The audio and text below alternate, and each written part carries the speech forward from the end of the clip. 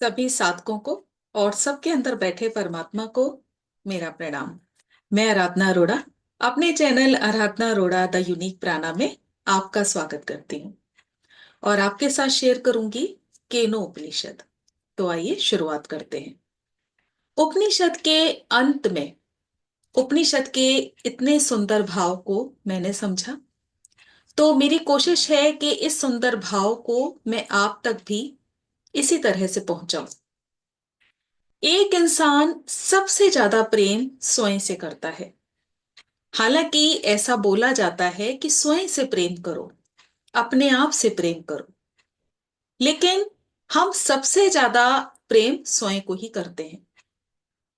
जैसे कि सब मेरी सराहना करें, सब मुझसे प्रेम करें, कोई भी निर्णय लिया जाए तो मुझसे पूछ कर लिया जाए और इस संसार में मेरा रुतबा बना रहे, और अगर मेरी मृत्यु भी हो जाए तो इस संसार में मेरा नाम मेरी मृत्यु के बाद भी चलता रहे, मुझे याद किया जाए।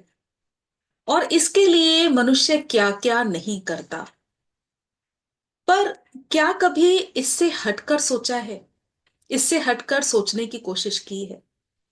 उपनिषद के ऋषि इतने दूरदर्शी थे कि उन्होंने इससे भी और आगे तक की सोच हमारे सामने रखी कि क्यों ना अपने सत्य स्वरूप को जिंदा रखा जाए। यानी अभी जो आप स्वयं से प्रेम करते हैं, उसमें ऊपरी तरह से संसार के आगे अपना नाम रखने की कोशिश करते हैं। और उपनिषद कहते हैं कि क्यों ना अपने सत्य स्वरूप को जिंदा रखा जाए, यानी कि अपने अंदर के सत्य स्वरूप को जिंदा रखा जाए अगर आप सचमुच अपने आप से प्रेम करते हैं तो, ताकि हर जन्म में अपने शुद्ध स्वरूप से आप मिल सकें। और इस संसार से भी ये ऊंची सोच है। यहां पता लगेगा कि आप अपने अस्तित्व से कितना प्रेम करते हैं, तब समझ में आएगा। तो मैं इसको और अच्छी तरह से आपके सामने क्लियर करती हूं, इस कॉन्सेप्ट को, कि जैसे आध्यात्मिकता के प्रति आपके अंदर जागरूकता आ गई, आप सभी कॉन्सेप्ट को समझे। सत्य क्या है, झूठ क्या है, पाप क्या है, पुण्य क्या है, गलत कर्म क्या है, लोभ क्या है, वासना क्या है। यानी कि आपके अंदर जागरूकता आ गई। जागरूकता का आने का अर्थ है कि अब आपको ये समझ आया कि क्या गलत है, क्या सही है। तो जब यानी कि ऐसा सोचना, आपकी चेतना का विस्तार करना, आपके सत्य स्वरूप से आपको मिलवाना। तो जब ये अवेयरनेस आ गई, तो उपनिषद कहते हैं कि अपने इस सत्य स्वरूप को आप बचाकर रखो अंत समय तक, ताकि जब अगला जन्म आपका हो तो आप अपने इस सत्य स्वरूप से जल्दी ही मिल सकें। क्योंकि जो अवेयरनेस आपके अंदर उम्र के इस पड़ाव में आई, जो भी आपकी उम्र है, तो जब आप अगला जन्म लोगे तो ये अवेयरनेस आपके अंदर और जल्दी आएगी। यानी अपने जो ये सत्य स्वरूप है, आप इसको बचाकर रखो। ये ही सत्य स्वरूप आपके हर जन्म में आपके साथ चलने वाला है, और ये ही मोक्ष का मार्ग है। इसी को उपनिषदों ने बहुत अच्छे से क्लियर किया है। तो मुझे उम्मीद है आप इस कॉन्सेप्ट को समझे होंगे। उपनिषद कहते हैं, फूल को भी छोड़ दो, फल को भी छोड़ दो, क्यों ना जड़ को जिंदा रखा जाए और बीज को सुरक्षित रखा जाए। अपने सत्य शाश्वत अस्तित्व के साथ, निर्मल शुद्ध चेतना और ज्ञान के साथ उजागर हुआ जाए, जिससे ये सुख परमानंद, यानी कि हर जन्म में सत चित और आनंद हमें प्राप्त हो। और अपने अंदर शुद्ध जागरूकता का लाना ही परमानंद है। और जैसे आपके कर्मा होते हैं, उसी हिसाब से हमको उसके फल मिलते हैं। और जब वो कर्मा अंत होने लगता है उन कर्मा का, तब हमारे अंदर अवेयरनेस आने लगती है। तब हम आध्यात्मिकता की तरफ मुड़ने लगते हैं। तो यहां पर हमें पिछले जन्मों को देखने की नीड नहीं है। अपने कर्मा को देखते हुए ही समझ में आता है कि जरूर पिछले जन्म में हमने इस तरह के कर्म किए होंगे जो हमने भोगे। तो यहां पर उपनिषद यही कहते हैं कि अब आपके जो भी कर्मा थे, उसके बाद जो आपका आध्यात्मिकता की तरफ झुकाव हुआ, तो अपने इस झुकाव को, अपने इस सत्य स्वरूप को आप अंत तक बनाए रखना, ताकि हर जन्म में आप उस स्वरूप से मिल सकें। स्वयं का भी अनुभव करना है, यानी कि हमेशा हमने चीजों का अनुभव किया, व्यक्तियों का अनुभव किया, लेकिन स्वयं का अनुभव नहीं किया। स्वयं को हमने बारीकी से नहीं समझा। रूप और आकार सभी का अंत निश्चित है। किसी भी तरह का रूप हो, किसी भी तरह का आकार हो। तो यहां स्वयं के चेतन पर आप ध्यान दें। सत्य चेतन का अस्तित्व हमेशा रहेगा। उपनिषद ब्रह्मा को यानी परमात्मा को तत् कहते हैं। यानी उपनिषद जब आप स्वयं अध्ययन करेंगे तो तत् अर्थात वह, और वह यानी परमात्मा, और तत्वमसि यानी तू भी वही है, तू भी वो परमात्मा का ही स्वरूप है, यानी ब्रह्मा है। ब्रह्मा कोई व्यक्ति नहीं है, ब्रह्मा ऊर्जा है, ब्रह्मा शक्ति है। अब यहां जो उपनिषद के गुरु हैं, वो उपनिषद का ज्ञान बहुत अच्छे से शिष्य को दे रहे हैं, और शिष्य भी पूरी तरह से सतर्क होकर, एकाग्रचित होकर सुन रहा था। शिष्य को गुरु द्वारा सारा ज्ञान दे दिया गया। अब शिष्य अंत में गुरु से कहता है कि ठीक है, आपने मुझे सारा ज्ञान दे दिया, कृपा करके मुझे उपनिषद की शिक्षा दें। तो जैसे ही ये बोला, ये सुनकर गुरु आश्चर्य में आ जाते हैं और कहते हैं कि उपनिषद का सारा ज्ञान तो मैंने तुमको दे दिया। यानी कि यहां पर जो हमें लेसन सीखने को मिला, क्योंकि शिष्य अभी छोटा है, तो यहां जो हमें लेसन सीखने को मिला कि एक और गहरा लेसन जो हम समझ सकते हैं कि किसी ज्ञान को जब हम सतर्क होकर सुनते हैं, पूरी तरह से अवेयर होकर सुनते हैं, जाग कर सुनते हैं, तो जो ज्ञान दिया जा रहा है, ज्ञान का रहस्य हमारे भीतरी मन में समाता जाता है। और ज्ञान सुनने के समय, उसके बाद हमें उसके और भी अर्थ समझ में आते हैं, और ज्ञान सुनते सुनते हम अपने आप उस इमेजिनेशन में भी खो जाते हैं।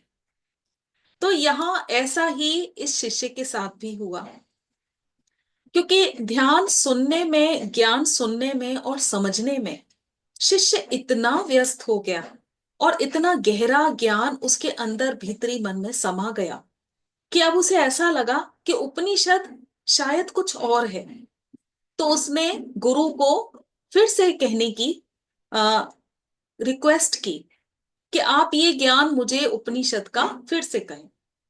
फिर भी गुरु ये समझकर कि शिष्य अभी छोटा है और इसने ज्ञान को तो समझ लिया, लेकिन ये नहीं समझा कि ये सारा ज्ञान असल में उपनिषद ही है, फिर भी गुरु उसको संक्षेप में कहते हैं कि तप यानी कि भरपूर प्रयास जो उपनिषद का आधार है।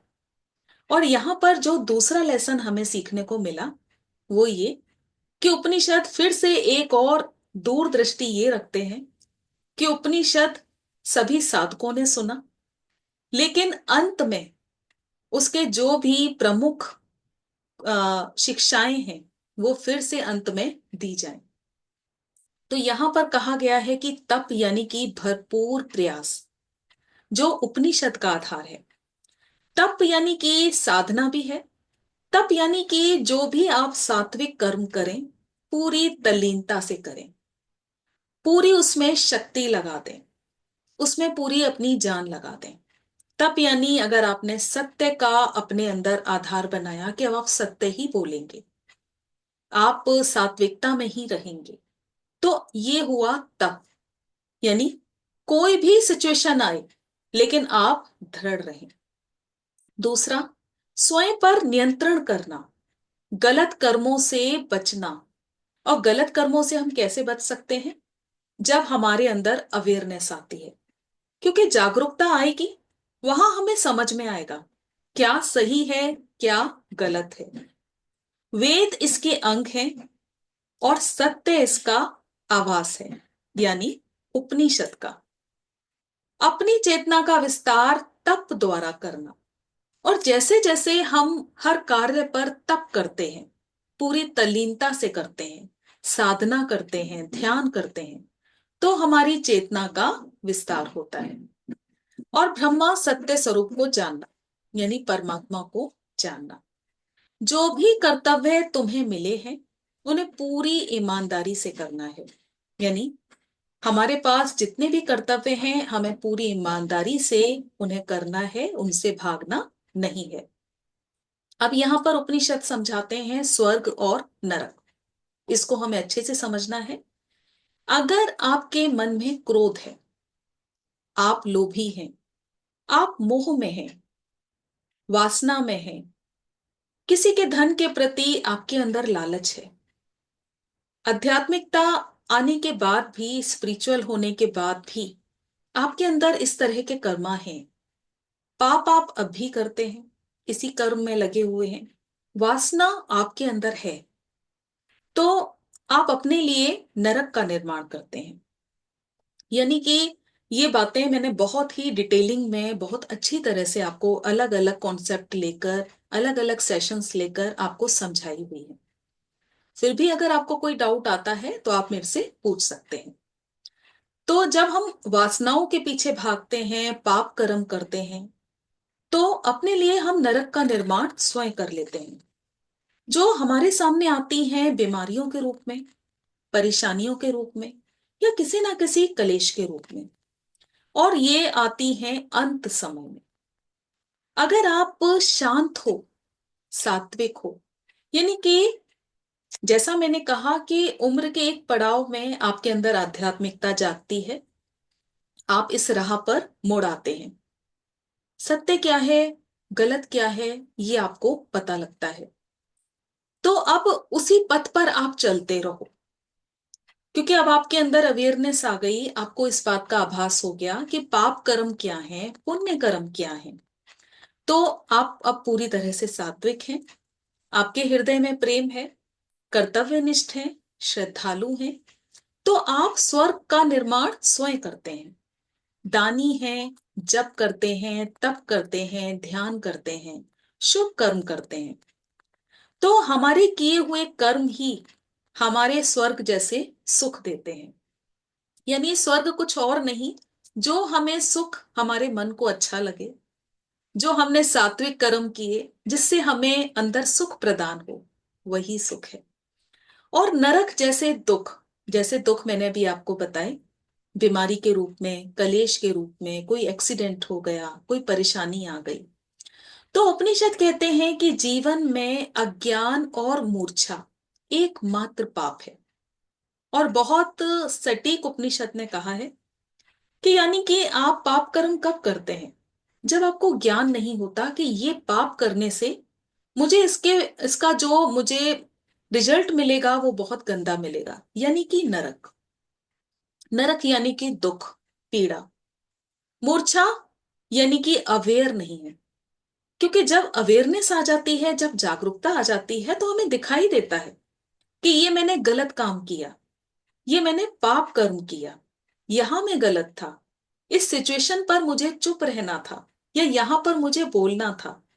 तो ये होता है अवेयरनेस। यानी कि एकमात्र पाप है कि आप मूर्छा में हैं, सोए हुए हैं और अज्ञान में हैं। सिर्फ अंधेरे से लड़ते रहना, उसकी चर्चा करते रहना, बहुत दुख है, बहुत परेशानी है, ना कि उसका हल निकालना। यानी कि अंधेरे से लड़ते रहना, यानी कि दिया जलाना। और जैसे ही आप दिया जलाते हैं तो अंधेरा दूर हो जाता है। तो उलझनों को उलझाने से ज्यादा जरूरी है उसका हल निकालना। इस बात को बहुत अच्छे से समझें। तो उपनिषद ने हमें बहुत अच्छे से सारे कॉन्सेप्ट क्लियर किए। इसको हमें अपने जीवन पे अप्लाई करना चाहिए, अपने जीवन का रूपांतरण करना चाहिए और जीवन के प्रत्येक क्षण को उत्सव बनाना चाहिए। तो मुझे पूरी उम्मीद है आप बहुत अच्छे से समझे होंगे। इससे पहले भी उपनिषद में आपके साथ शेयर कर चुकी हूँ।